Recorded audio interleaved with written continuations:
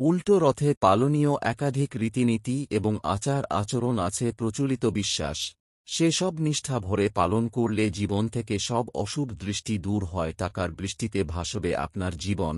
সোজা রথযাত্রা মতো উল্টো রথযাত্রাতেও পালনীয় একাধিক রীতিনীতি এবং আচার আচরণ আছে প্রচলিত বিশ্বাস, সেসব নিষ্ঠা ভরে পালন করলে জীবন থেকে সব অশুভ দৃষ্টি দূর হয়, টাকার বৃষ্টিতে থাকে না অর্থাভাব।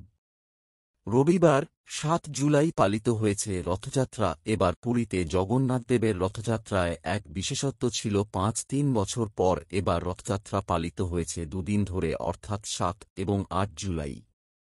সেইমতো পুরীতে এবার উল্টো রথযাত্রা অনুষ্ঠিত হবে ১-৬ জুলাই মঙ্গলবার। সেদিন মাসির বাড়ি থেকে রথে করে ফের মন্দিরে ফিরে আসবেন জগন্নাথদেব, বলভদ্রদেব ও দেবী সুভদ্রা।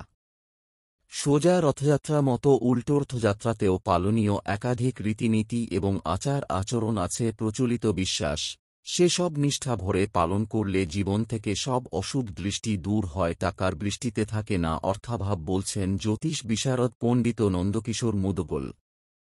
উল্টো রথযাত্রার পুণ্যতিথিতে ভোরে স্নান করুন জলে সামান্য কালো তিল মিশিয়ে, মনে করা হয় এর ফলে সংসার ও জীবন থেকে নেগেটিভ প্রভাব দূর হয়।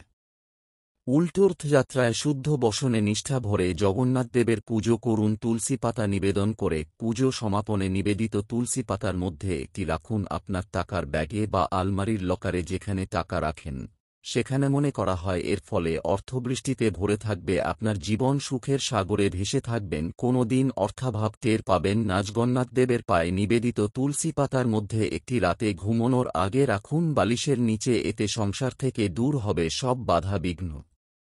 একটি পিতলের ঘটিতে গঙ্গাজল নিন, তারপর ডান হাতের ৩টি আঙুলে সামান্য হলুদ সেই জলে মেশান, তারপর ওই হলুদ মেশানো জল ছড়িয়ে দিন সদর দরজার দুপাশে, এতে সংসার ও পরিবার পরিজনদের উপর থেকে সব গ্রহদোষ দূর হয়ে যাবে, আপনার পরিবারের গ্রহদোষ দূর হয়ে যাবে।